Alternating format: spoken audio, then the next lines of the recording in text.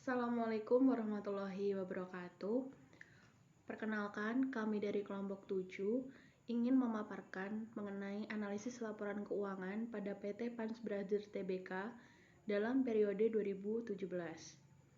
Sebelumnya, perkenalkan dulu anggota kelompok kami. Yang pertama, saya sendiri, Mariati, NIM 721141811. Kemudian yang kedua, ada Ayu Murniasih Koirunisa, NIM 721141809. Kemudian yang terakhir ada Andaning Dwitasari, NIM 72114181150. Sebelum kita memasuki materi, saya akan sedikit memaparkan mengenai mind mapping. Yang pertama, kita akan memasuki dalam bab konsep dasar, di mana konsep dasar ini akan membahas mengenai apa yang dimaksud dengan analisis laporan keuangan, kemudian pemaparan mengenai latar belakang perusahaan tersebut. Kemudian yang kedua, analisis rasio. Yang ketiga ada analisis arus kas. Yang keempat ada analisis modal kerja. Dan yang terakhir ada analisis kebangkrutan. Untuk materi yang pertama, mengenai konsep dasar analisis laporan keuangan. Apa sih yang dimaksud dengan analisis laporan keuangan? Analisis laporan keuangan didefinisikan sebagai suatu perhitungan rasio-rasio keuangan perusahaan untuk membantu mengevaluasi posisi keuangan dan hasil operasi di masa lalu, saat ini, dan di masa yang akan datang.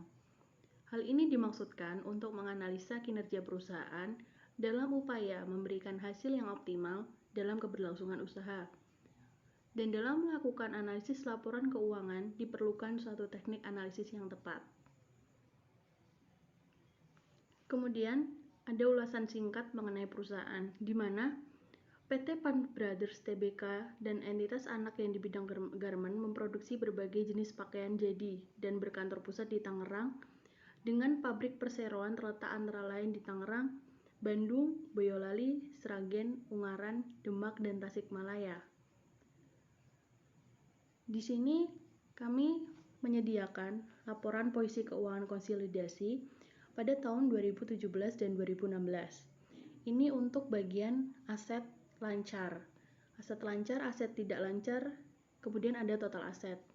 Kemudian untuk di slide selanjutnya, ini mengenai liabilitas dan ekuitas. Untuk di slide selanjutnya, ini ada laporan laba rugi dan penghasilan komprehensif lain konsolidasian untuk tahun 2017 dan 2016. Kemudian ini untuk kelanjutan dari laporan arus kas. Untuk bagian yang kedua, ini mengenai analisis rasio dalam analisis laporan keuangan. Yang pertama, pengantar terlebih dahulu. Apa sih yang dimaksud dengan analisis rasio? Analisis rasio sendiri merupakan teknik analisis laporan keuangan yang lazim dan paling banyak dipakai untuk mengevaluasi kinerja perusahaan. Salah satunya untuk analisa laporan keuangan PT Pans Brothers Tbk. PT Pans Brothers Tbk dan entitas anak yang di bidang garmen memproduksi berbagai jenis pakaian jadi dan berkantor pusat di Tangerang, dengan pabrik perseroan terletak antara lain di Tangerang, Bandung, Boyolali, Sragen, Ungaran, Demak, dan Tasikmalaya. Dalam analisis rasio, terdapat beberapa perhitungan rasio meliputi: yang pertama, rasio likuidasi, yang kedua, rasio solvabilitas, yang ketiga, rasio aktivitas, yang keempat, rasio profitabilitas, dan yang kelima, rasio pasar. Untuk itu, berikut akan disajikan proses analisa rasio yang dilaksanakan dalam laporan keuangan PT Pans Brothers Tbk pada tahun 2017. Untuk yang pertama adalah rasio likuiditas, di mana rasio likuiditas adalah rasio yang menunjukkan kemampuan perusahaan untuk memenuhi kewajiban finansial yang berjangka pendek tepat pada waktunya. Dalam rasio likuiditas dibagi oleh beberapa bagian.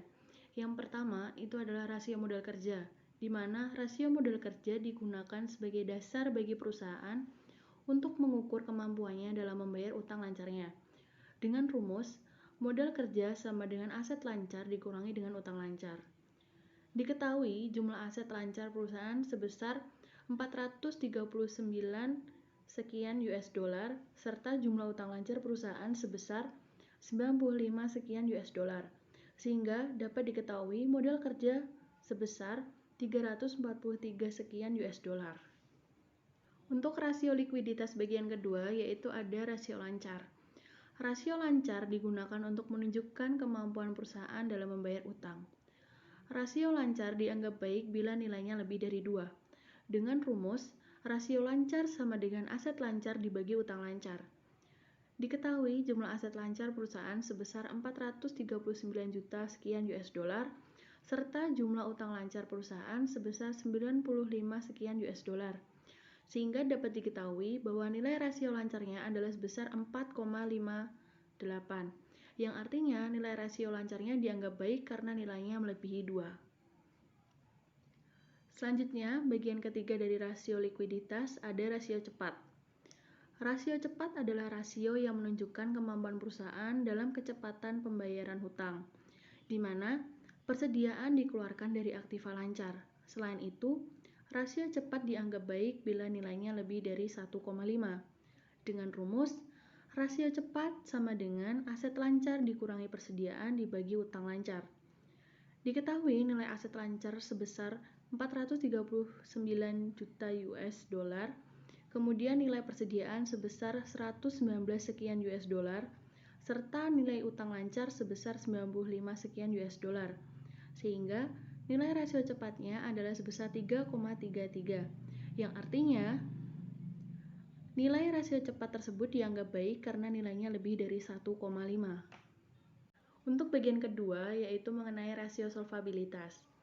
Rasio solvabilitas adalah rasio yang digunakan untuk mengetahui sejauh mana perusahaan dapat menggunakan utang untuk pembiayaan dan juga kemampuan perusahaan untuk membayar utang jangka panjangnya.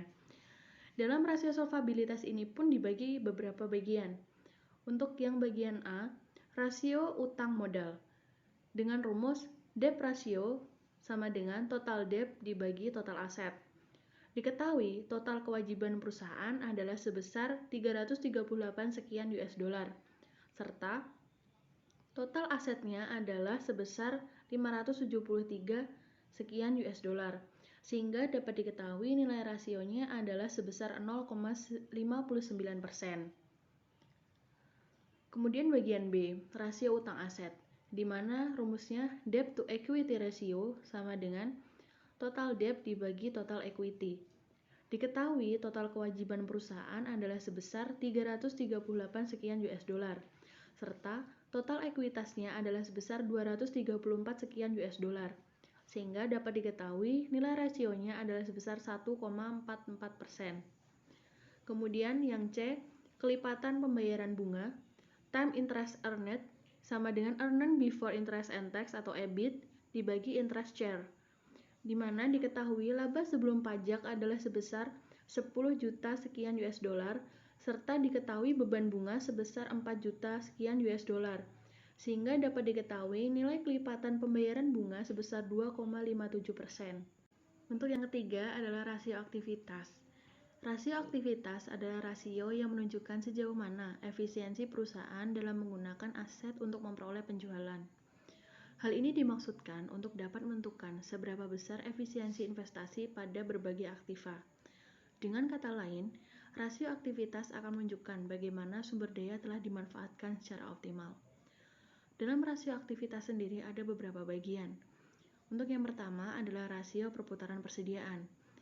Untuk rumus yang pertama adalah inventory turnover ratio at cost, di mana cost of goods sold dibagi average inventory.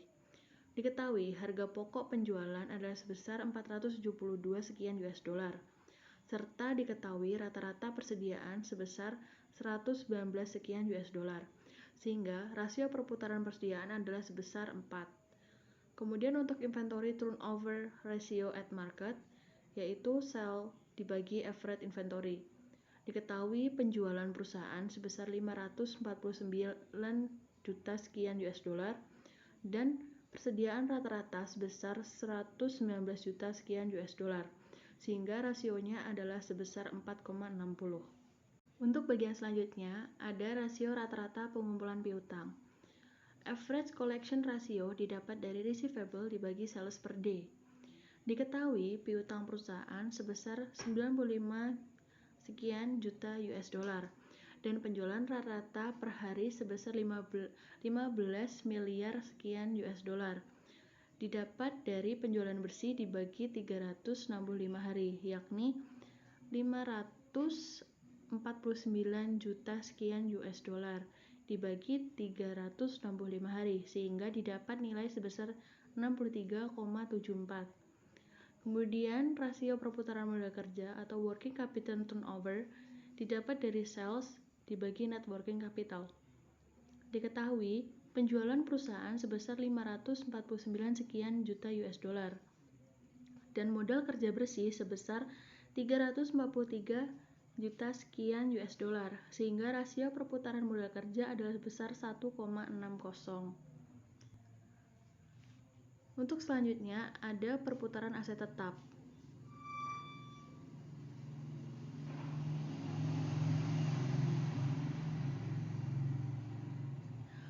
Fixed asset turnover didapat dari sales dibagi net fixed asset.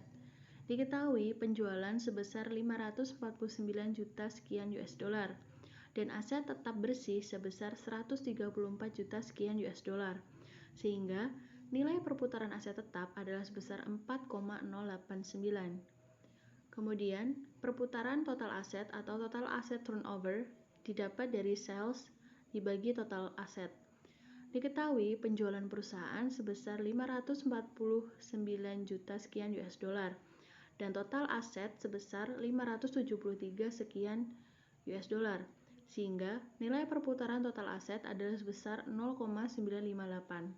Untuk bagian yang keempat adalah rasio profitabilitas.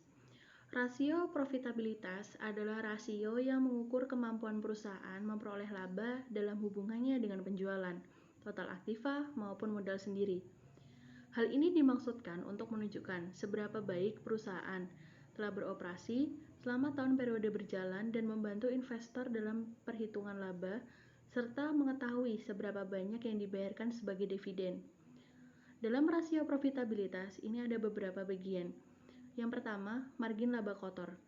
Gross profit margin didapat dari sales dikurangi cost of goods sold per sales. Diketahui laba kotor perusahaan sebesar 76 juta sekian US dollar dan penjualan sebesar 549 juta sekian US dollar, sehingga dapat dilihat nilai margin laba kotornya adalah sebesar 0,16. Untuk bagian yang selanjutnya adalah margin laba bersih atau net profit margin didapat dari net income dibagi sales. Diketahui laba bersih sebesar 7 juta sekian US dollar dan penjualan sebesar 549 juta sekian US dollar, sehingga margin laba bersih adalah sebesar 0,014 atau 1,4%. Kemudian daya penghasilan daya atau basic earning power didapatkan dari EBIT dibagi total aset. Diketahui EBIT sebesar 10 juta sekian US dollar dan total aset sebesar 573 juta sekian US dollar, sehingga dapat diketahui dasar penghasilan daya sebesar 0,019. Kemudian ada margin laba operasional atau operating profit margin didapat dari EBIT per sales. Diketahui EBIT sebesar 10 juta sekian US dollar dan penjualan sebesar 549 juta dolar, sehingga margin laba operasional adalah sebesar 0,0199 atau 0,01%. Kemudian untuk pengembalian aset ROA, return on asset sama dengan net income per total asset. Diketahui laba bersih perusahaan adalah sebesar 7 juta sekian US dollar dan total aset sebesar 573 sekian US dollar, sehingga dapat diketahui ROA sebesar 0,0136. Dan untuk yang terakhir ada pengembalian ekuitas atau ROE, di mana return of equity sama dengan net income dibagi equity. Diketahui laba bersih perusahaan adalah sebesar 7 juta US dollar dan ekuitas sebesar 234 juta sekian US dollar, sehingga pengembalian ekuitas atau ROE sebesar 0,033. Untuk analisis yang selanjutnya yaitu analisis arus kas. Analisis laporan arus kas sendiri merupakan suatu laporan tentang aktivitas penerimaan dan pengeluaran kas perusahaan di dalam suatu periode tertentu beserta penjelasan tentang sumber-sumber penerimaan dan pengeluaran kas tersebut. Di sini menggunakan rasio arus kas operasi. Rasio arus kas operasi sendiri menghitung kemampuan arus kas operasi dalam membayar kewajiban lancar. Arus kas operasi didapatkan dari jumlah arus kas operasi dibagi dengan kewajiban lancar. Pada PT Pan Brothers ini didapatkan arus kas operasi, rasio arus kas operasi sebesar 0,22, di mana 0,22 yang menandakan berada di bawah 1, sehingga dapat diketahui bahwa perusahaan tidak mampu untuk membayar kewajiban lancarnya hanya dengan menggunakan arus kas operasi perusahaan. Lalu rasio cakupan arus dana. Rasio ini digunakan untuk mengetahui kemampuan perusahaan dalam menghasilkan kas guna membayar komitmen-komitmennya berupa bunga, pajak, dan dividen preferan. Rasio yang besar menunjukkan bahwa kemampuan yang lebih baik dari laba sebelum pajak dalam menutup komitmen-komitmen yang jatuh tempo tersebut. Rasio cakupan arus dana didapatkan dari earning before interest and tax dibagi dengan bunga ditambah penyesuaian pajak dan juga dividen preferan. Dalam kasus PT Pan Brothers ini didapatkan hasil rasio cakupan arus dana sebesar 0,75. Yang menandakan bahwa kemampuan laba dalam menutup komitmen-komitmen yang akan jatuh tempo adalah 0,75 kali, atau jumlah laba pada tahun 2017 hanya mampu menutupi kurang dari 1 kali jumlah komitmen-komitmen yang akan jatuh tempo pada tahun tersebut. Selanjutnya yaitu rasio cakupan kas terhadap bunga. Rasio ini digunakan untuk mengetahui kemampuan perusahaan dalam membayar bunga atas hutang yang telah ada. Rasio ini diperoleh dengan arus kas dari operasi ditambah dengan pembayaran bunga dan pembayaran pajak dibagi pembayaran bunga. Dengan rasio yang besar menunjukkan bahwa arus kas operasi mempunyai kemampuan yang lebih baik dalam menutup biaya bunga sehingga kemungkinan perusahaan tidak mampu membayar bunga sangat kecil. Dalam kasus PT Pan Brothers ini, rasio cakupan kas terhadap bunga sebesar 3,71. Yang berarti bahwa kemampuan arus kas operasi dalam menutup biaya bunga adalah 3 kali atau sebanyak 3 kali dari jumlah biaya bunga tahun 2017 yang mampu ditutupi oleh arus kas operasi pada tahun tersebut. Lalu rasio cakupan kas terhadap hutang lancar. Rasio ini mengukur kemampuan perusahaan dalam membayar hutang lancar berdasarkan arus kas operasi bersih. Rasio ini diperoleh dengan arus kas operasi ditambah dividen kas dibagi dengan hutang lancar. Dalam kasus ini, rasio cakupan kas terhadap hutang lancar diperoleh sebesar 0,22, yang berarti bahwa kemampuan arus kas operasi untuk membayar hutang lancar adalah sebesar 0,22 kali atau dari jumlah hutang lancar pada tahun 2017, mampu ditutupi sebanyak 22% oleh arus kas operasi. Lalu rasio pengeluaran modal. Rasio ini digunakan untuk mengukur modal tersedia untuk investasi dan pembayar hutang yang ada. Rasio ini diperoleh dengan arus kas operasi dibagi dengan pengeluaran modal. Rasio yang tinggi menunjukkan kemampuan yang tinggi dari arus kas dalam membiayai pengeluaran modal. Rasio pengeluaran modal didapat sebesar 7,16. Yang berarti bahwa kemampuan arus kas operasi dalam membiayai pengeluaran modal sebesar 7,16 kali. Lalu rasio total hutang. Rasio ini menunjukkan jangka waktu pembayaran hutang oleh perusahaan dengan asumsi semua arus kas operasi digunakan untuk membayar hutang. Dengan mengetahui rasio ini, kita bisa menentukan dalam jangka waktu berapa lama perusahaan akan mampu membayar hutangnya menggunakan uang yang dihasilkan dari aktivitas operasional perusahaan. Rasio total hutang dari PT Pan Brothers sendiri sebesar 6%. Yang berarti bahwa total hutang perusahaan yang dijamin dengan arus kas operasi bersih sebesar 6%. Lalu rasio arus kas bersih bebas. Rasio ini berguna untuk mengukur kemampuan perusahaan dalam memenuhi kewajiban kas di masa mendatang. Rasio arus kas bersih bebas ini didapatkan dari laba bersih tambah bunga tambah depresiasi tambah sewa ditambah dividen dan ditambah pengeluaran modal dibagi dengan bunga ditambah utang pajak dan juga ditambah sewa. Hasilnya yaitu sebesar 8%. Yang berarti bahwa semua jumlah arus kas yang dimiliki perusahaan sebesar 8%-nya digunakan untuk membayar semua kewajiban yang akan jatuh tempo. Dalam laporan arus kas PT Peran Brothers menyajikan penerimaan dan pengeluaran kas yang diklasifikasikan ke dalam aktivitas operasi investasi dan pendanaan. Meskipun arus kas dari kegiatan operasi investasi dan juga pendanaan mengalami penurunan pada tahun 2017, namun kas dan setara kas pada akhir tahun mengalami peningkatan.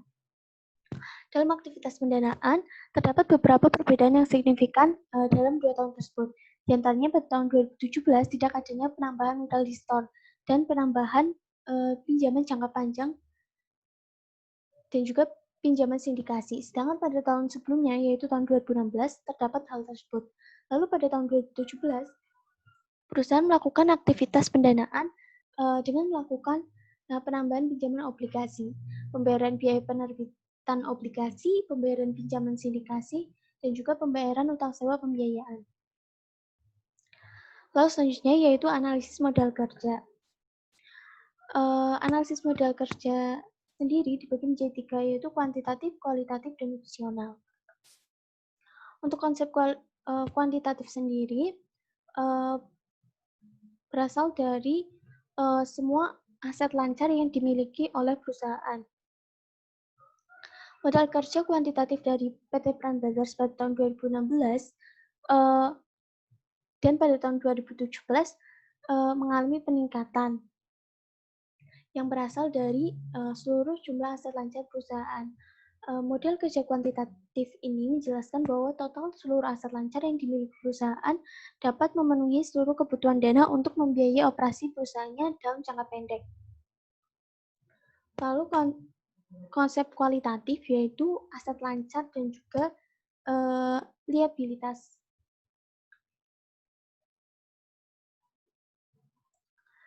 Perhitungannya yaitu total aset lancar dibagi dengan total liabilitas jangka pendek.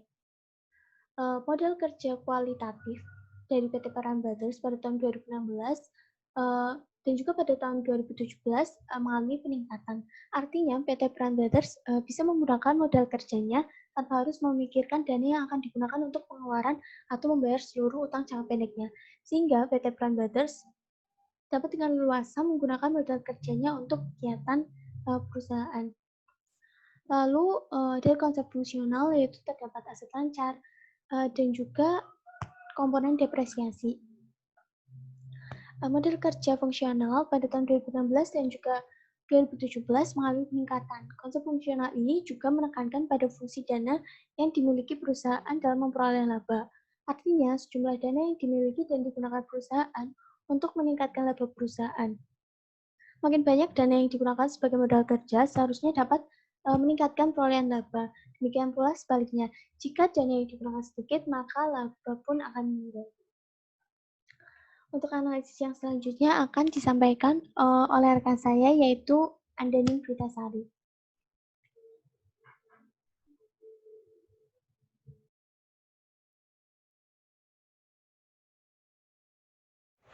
Assalamualaikum warahmatullahi wabarakatuh. Saya Andaning Dwitasari. Di sini saya akan menjelaskan pembahasan dari kelompok anggota saya yang sebelumnya, yaitu saya akan menjelaskan mengenai analisis kebangkrutan. Nah, analisis kebangkrutan itu apa? Analisis kebangkrutan adalah analisis untuk memperoleh tanda-tanda awal tentang kebangkrutan. Nah, prediksi kebangkrutan Z-score menggunakan 5 common rasio bisnis, yaitu yang pertama ada modal kerja terhadap total aset, yang kedua ada laba ditahan terhadap total aset, yang ketiga EBIT terhadap total aset, yang keempat nilai pasar ekuitas terhadap total hutang, dan kelima adalah penjualan terhadap total aset.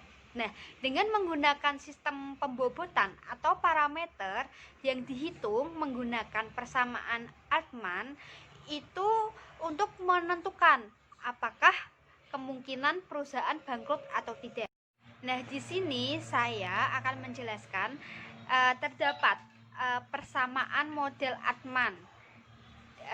Persamaannya itu ada ZI sama dengan 1,2x1 plus 1,4x2 plus 3,3x3 plus 0,6x4 plus 1,0x5. Nah, keterangan di sini Z itu adalah indeks kebangkrutan. Nah, X1 itu model kerja terhadap total aktiva, X2 laba ditahan terhadap total aktiva, dan X3 laba sebelum bunga dan pajak terhadap total aktiva, dan X4 nilai pasar saham biasa dan saham preferen atau nilai buku total hutang, dan X5 penjualan terhadap total aktiva.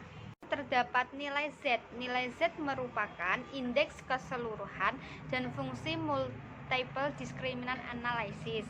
Nah, kemudian Altman itu membagi ke dalam ketiga kategori. Yang pertama itu nilai ZI perusahaan, Z-score kurang dari 1,2, kemungkinan bangkrut tinggi. Yang kedua, nilai ZI perusahaan, Z-score berada lebih dari 2,90, kemungkinan bangkrut rendah.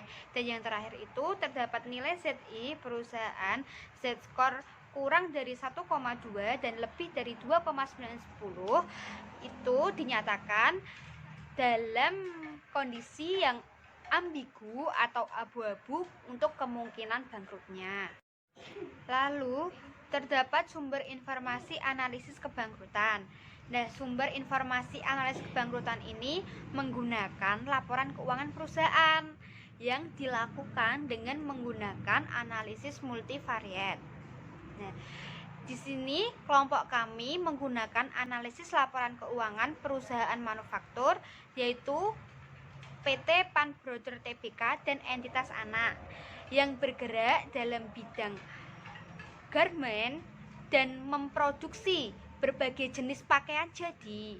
Dan perusahaan itu berkantor pusat di Tangerang dengan pabrik perseroan terletak antara lain di Tangerang, Bandung, Boyolali, Sragen, Ungaran, Demak, dan Tasikmalaya. Nah, untuk itu akan disajikan proses analisis produksi kebangkrutan dengan menggunakan formula di atas dengan 5 common ratio yang sudah saya jelaskan sebelumnya, akan dilaksanakan dalam laporan keuangan PT Pan Brothers pada tahun 2017 sebagai berikut. Lalu saya akan menjelaskan perhitungannya. Nah, yang pertama ini ada working capital to total asset atau modal kerja terhadap total aktiva. Ya, kegunaannya itu untuk mengukur tingkat likuiditas dengan membandingkan net current asset dengan total aktiva. Rumusnya itu tadi aktiva lancar dikurangi hutang lancar dibagi total aktiva. Nah, diketahui jumlah aktiva lancar perusahaan sebesar US dollar 439.005.319 dan jumlah hutang lancar perusahaan sebesar US dollar 95835.481 serta jumlah total aktiva keseluruhan perusahaan sebesar US dollar 573.351.293, sehingga didapat X1 sebesar 0,60. Lalu yang kedua itu ada return earning to total asset atau laba ditahan terhadap total aktiva. Nah, kegunaannya itu untuk mengukur profitabilitas kumulatif dengan membandingkan laba ditahan dengan total aktiva. Nah, rumusnya itu laba ditahan dibagi total aktiva. Diketahui jumlah laba tahan perusahaan itu sebesar US dollar 64681.433 dan jumlah total aktiva keseluruhan itu sebesar US dollar 573.351.293, sehingga X2 diperoleh sebesar 0,11. Selanjutnya yang ketiga itu ada earning before interest and tax to total asset atau pendapatan sebelum pajak dan bunga terhadap total aktiva. Nah, digunakan untuk mengukur produktivitas yang sebenarnya dari aktiva perusahaan dengan membandingkan laba sebelum bunga dan pajak. Nah, rumus S3 yaitu laba sebelum bunga dan pajak dibagi total aset. Perhitungannya, diketahui jumlah laba sebelum bunga dan pajak adalah sebesar US dollar 10,954,185 dan jumlah total aset perusahaan sebesar US dollar 573,351,293 sehingga diperoleh X3 sebesar 0,02. Yang keempat, ada market value equity to book value of total debt atau nilai pasar ekuitas terhadap nilai buku dari hutang. Nah, digunakan untuk mengukur seberapa banyak aktiva perusahaan dapat turun nilainya sebelum jumlah hutang lebih besar daripada aktivanya dan perusahaan menjadi pailit dengan membandingkan nilai pasar ekuitas dengan nilai buku hutang. Nah, rumusnya nilai pasar dibagi nilai buku total hutang. Ya, perhitungannya diketahui harga pasar per lembar saham itu sebesar 535 dan jumlah lembar saham yang beredar itu ada 6.478.295.611 serta diperoleh hasil nilai pasar sebesar 3.045.88.151.885 dan total liabilitas sebesar 4.009.770.285.552 sehingga X4 diperoleh sebesar 0,75. Yang terakhir ada sales to total asset atau penjualan terhadap total aktiva. Nah, digunakan untuk mengukur kemampuan manajemen dalam menghadapi kondisi persaingan dengan membandingkan penjualan terhadap total aktiva. Nah, rumusnya adalah penjualan dibagi total aset. Nah, perhitungannya itu diketahui jumlah penjualan perusahaan sebesar US dollar 549,355,786 dan jumlah total aktiva keseluruhan perusahaan sebesar US dollar 573,351,293 sehingga X5 diperoleh sebesar 0,96. Selanjutnya hasil dari perhitungan X1 sampai X5 yang tadi sudah saya jelaskan itu akan dimasukkan ke dalam formula Altman Z-score sebagai berikut. ZI sama dengan 1,2x1 ditambah 1,4x2 plus 3,3x3 plus 0,6x4 plus 1,0x5. Nah, ZI sama dengan 1,2 dikali 0,60 yang hasil dari X1 yang tadi sudah saya jelaskan ditambah 1,4x 0,11 plus 3,3 dikali 0,02 plus 0,6 dikali 0,75 plus 1,0 dikali 0,96. ZI sama dengan 0,72 plus 0,16 plus 0,06 plus 0,45 plus 0,96. Lalu didapat atau diperoleh ZI itu sebesar 2,35. Lalu kesimpulannya, perhitungan nilai Z-score berdasarkan metode Altman di atas pada tahun 2017 ini dapat diketahui bahwa perusahaan Pan Brothers itu menghasilkan nilai sebesar 2,35 di mana nilai tersebut itu berada pada kondisi titik rawan kebangkrutan atau gray area. Nah, karena berada pada titik cut off 2,35 itu kurang dari 1,2 dan lebih dari 2,90, maka dinyatakan sebagai rawan kebangkrutan.